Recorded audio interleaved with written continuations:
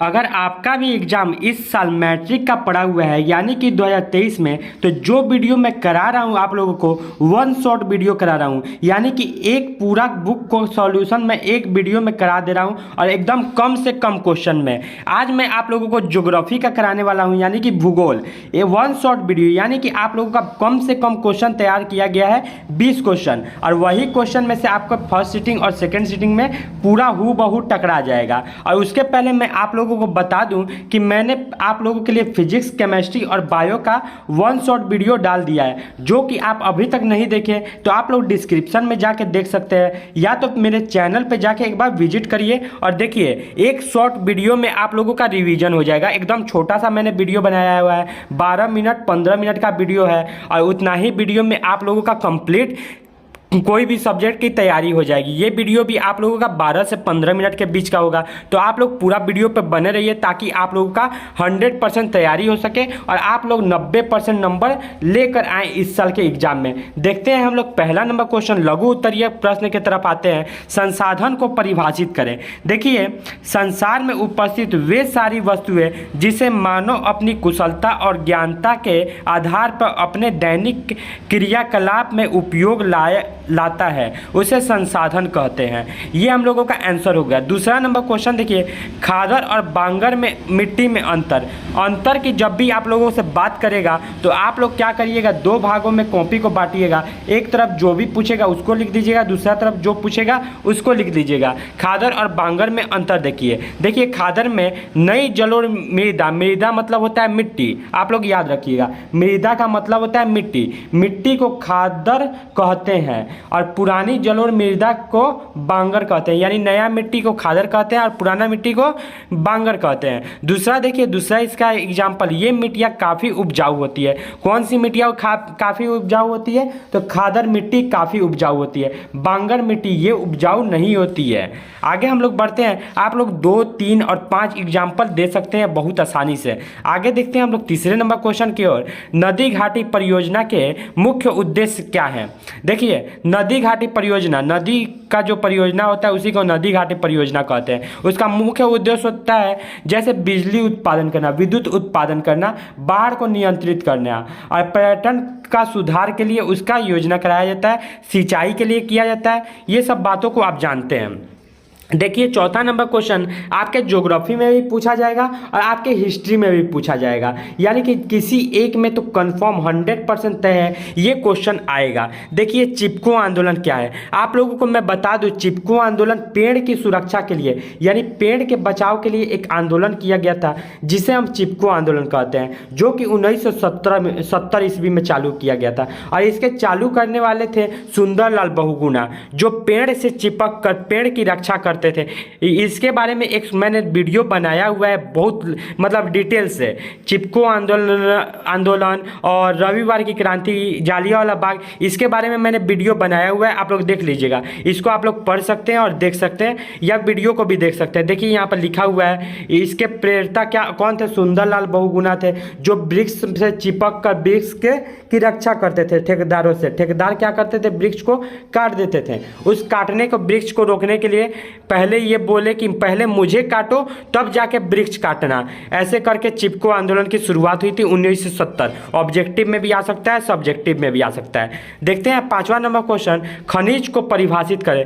खनिज किसे कहते हैं, जो खनन करके निकाला जाए उसे खनिज कहते हैं। पृथ्वी के जमीन के अंदर काफ़ी सालों से, लाखों करोड़ों अरबों सालों से नीचे जमीन के अंदर धंस के जो उपजाऊ आपका बन जाता है, खाद खनिज कुछ भी हो गया, पेट्रोलियम, उसको खनन करके निकाला जाता है। खनन मतलब खोद के निकाला जाता है, उसे ही खनिज कहते हैं। आगे हम लोग छठा नंबर क्वेश्चन देखते हैं। अपने शब्दों में मैं कहीं कहीं बता देता हूं, वैसे अपने शब्दों में ही मैं आप लोगों को क्वेश्चन का आंसर तैयार किया हूं। और आप लोगों को एक विशेष बात बता दूं कि 8 वीडियो आप लोगों के फिजिक्स के बारे में डाला गया है, जो कि 8 वीडियो को पढ़ के आप लोग फिजिक्स का complete long question, short question, objective question पूरी की तैयारी कर सकते हैं। बस वो 8 वीडियो अगर आप देख लेते हैं तो आपका फिजिक्स का कंप्लीटली तैयारी करा हो जाएगा। और सारी वीडियो को मैं धीरे धीरे डालते रहूँगा।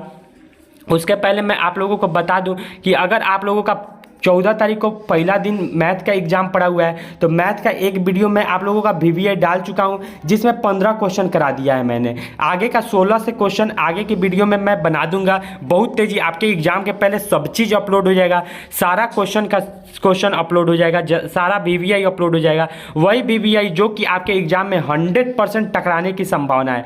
100% मत बोल रहा हूँ, देखिए 80% के ऊपर हर साल टकराता है मेरे नोट्स से। इस बार भी 80%, 90% हो सकता है 100 का 100 टकरा जाए।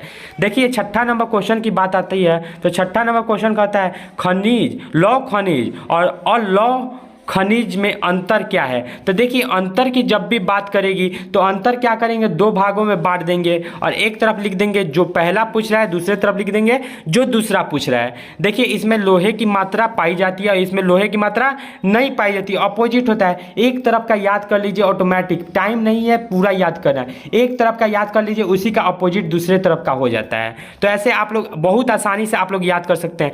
3 या 5 अंतर हर चीज में लिख सकते हैं। हरित क्रांति से आप क्या समझते हैं, 7वां नंबर बहुत मोस्ट वीवीआई क्वेश्चन है। हरित क्रांति 1960 ईस्वी में चालू हुआ था। हरित क्रांति देखिए 1960 के दशक में कृषि के क्षेत्र में उन्नत बीज उत्पादन, खाद, कृषि सिंचाई के लिए ये चालू किया गया था। यानी कृषि के क्षेत्र में चालू किया गया था क्या, हरित क्रांति। तो हरित क्रांति के बारे में भी आप लोग बहुत अच्छे से देख सकते हैं। इसके जनक कौन थे, हरित क्रांति के जनक। तो ऐसे करके आप लोग हरित क्रांति के बारे में डिटेल से नोट कर सकते हैं कि क्या क्या हरित क्रांति में क्या क्या था। तो आप लोग इसको नोट कर लिए होंगे, नहीं नोट किए तो आप लोग स्क्रीनशॉट करके आगे भी बढ़ सकते हैं, या तो वीडियो को रोक के आप लोग लिख सकते हैं बहुत आसानी से। समोच्च कृषि से आप क्या समझते हैं, देखिए मैं आप लोगों को आंसर दिखा देता हूं ताकि आप लोगों के एग्जाम की तेजी से तैयारी हो। मैं आप लोगों का टाइम बर्बाद नहीं करना चाहता हूं, इसीलिए टाइम बिना गवाए आप लोगों के लिए तेजी में वीडियो को दिखा रहा हूं। हर वीडियो को मैं कंप्लीट करना चाहता हूं आप लोगों का, तभी जाके आप लोगों का 100% एग्जाम में आने की संभावना होगी कि 100% जब लिख के आइएगा तब जाके आपका 90% आएगा। अगर आप 60% की उम्मीद किए होंगे तो समझिए कि आपका बहुत खराब नंबर, कम नंबर हो सकता है। इसीलिए आप 100% की उम्मीद करिए ताकि आपका 90%, 80% पार जरूर करें। 9 नंबर क्वेश्चन देखते हैं, भारत की 2 नगदी एवं 2 रेशेदार फसलों के नाम लिखें। भारत की 2 नगदी फसल धान और गन्ना है और 2 रेशेदार फसल कपास और ज्वार है। आप लोग जानते होंगे, पढ़े होंगे, आपके सर पढ़ाए होंगे। 10वां नंबर क्वेश्चन देखते हैं, विनिर्माण से आप क्या समझते हैं। तो देखिए कच्चे माल द्वारा कारखाना में वस्तु का उत्पादन करना विनिर्माण कहलाता है। एकदम छोटा सा, एकदम सटीक सा आप लोगों के बीच आंसर है, एकदम छोटा सा आंसर है। आगे हम लोग बढ़ते हैं 11 नंबर क्वेश्चन की ओर। भारतीय रेल परिवहन की मुख्य विशेषताओं का उल्लेख करें। परिवहन मतलब भारत का रेल का व्यवस्था कैसा है, इसको तो अपने शब्दों में भी लिख सकते हैं। रेलवे को 16 क्षेत्र में, 16 जोन में बांटा गया है। आप लोग बहुत इजीली से इसको टॉपिक बाय टॉपिक डाल के लिख सकते हैं। अगर दिक्कत हो रहा है तो आप लोग मेरे टॉपिक को पढ़ लीजिए एक बार, बहुत आसानी से आप लोग लिख लीजिएगा। 12 नंबर क्वेश्चन देखिए, कृषि बिहार की अर्थव्यवस्था की रीढ़ है, इस कथन की व्याख्या करें। इसके बारे में व्याख्या करना है कि कृषि से ही हमारा बिहार चलता है, सारे बारे में इसको डिटेल से बतलाना है। रीढ़ की हड्डी वही रीढ़ है, उसके बारे में जिक्र किया गया है। आगे हम लोग बढ़ते हैं 13 नंबर क्वेश्चन की ओर। तल चिन्ह और स्थानिक ऊंचाई क्या है, ये भी बहुत इंपॉर्टेंट क्वेश्चन आपके एग्जाम के लिए हो सकता है। आप लोग इसको भी देख लीजिए। तल चिन्ह आप लोग एग्जाम में ऐसे ही टॉपिक डालिएगा, टॉपिक डाल के नीचे अंडरलाइन करिएगा। टॉपिक को आप लोग ब्लैक पेन से लिख सकते हैं, क्वेश्चन लिखना चाहें तो क्वेश्चन को ब्लैक पेन से लिख सकते हैं, उसके बाद ब्लू पेन से इसको पूरा लिख सकते हैं। फिर टॉपिक डालिएगा, टॉपिक लिख के फिर ऐसे ही ब्लू पेन से लिखिएगा। टॉपिक को हरदम ब्लैक पेन से लिखिएगा, क्वेश्चन लिखना चाहें तो क्वेश्चन को भी ब्लैक पेन से लिखिएगा। 14 नंबर क्वेश्चन की ओर आते हैं। भारतीय अर्थव्यवस्था में कृषि का क्या महत्व है। तो ऐसे देखिए, भारतीय अर्थव्यवस्था में कृषि का निम्नलिखित महत्व है, उसका टॉपिक डालिए। मार्जिन के इस साइड डालिएगा, मार्जिन के बाहर मत ले जाइएगा टॉपिक को, केवल क्वेश्चन नंबर को मार्जिन के बाहर, मार्जिन के अंदर टॉपिक डालिएगा। ऐसे टॉपिक डाल के आप लोग लिख सकते हैं। 15 नंबर क्वेश्चन देखते हैं।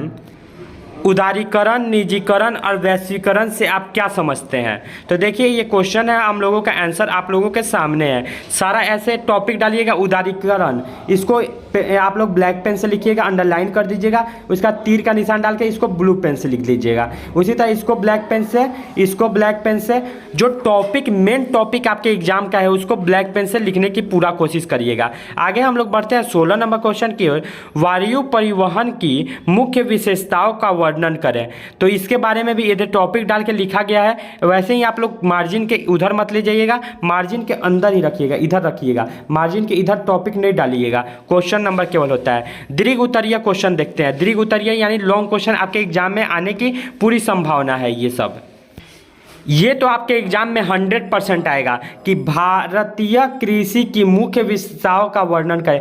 यानी भारत में कृषि कैसा है, बिहार में कृषि कैसा है, इसके बारे में, कृषि के बारे में लिखना है। तो आप लोग लिख सकते हैं 70% भूभाग पर कृषि होता है तथा 70% जनसंख्या कृषि पर निर्भर है। ये सारी टॉपिक को आप लोग बहुत डिटेल से लिख सकते हैं। अपने शब्दों में आप लोग कभी भी सोचिएगा आंसर को अपने शब्दों में लिखने के लिए। दूसरा देखिए, गेहूं उत्पादन हेतु मुख्य भौगोलिक दशाओं का उल्लेख करते हुए भारत के गेहूं उत्पादन क्षेत्र के नाम लिखे। ऐसे ही आप लोग लिख लीजिएगा, इसके बारे में भी बहुत एकदम स्टेप बाय स्टेप लिख लीजिएगा।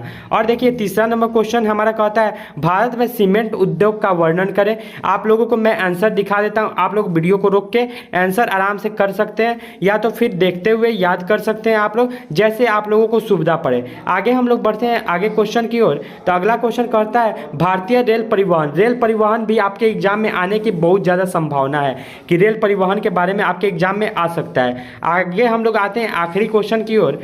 तो आखिरी क्वेश्चन हम लोगों का ये है, बिहार में वन संपदा, वन के बारे में भी आपके एग्जाम में आने की पूरी संभावना है। तो आप लोग इसको अपने शब्दों में लिख सकते हैं, इसमें कहीं परेशानी नहीं होगा आपके एग्जाम के लिए। तो उम्मीद करता हूँ आपको वीडियो अच्छे से समझ आया होगा, और नहीं समझ आया तो एक बार और देख लीजिए और अपने सारे दोस्तों के साथ शेयर करिए, छोटे भाई बहन के साथ शेयर करिए, ताकि उनका कंप्लीट हो सके, ज्योग्राफी, हिस्ट्री, सारा सब्जेक्ट कंप्लीट हो सके और एग्जाम अच्छे से आप लोग दीजिए 14 फरवरी को। Best of luck.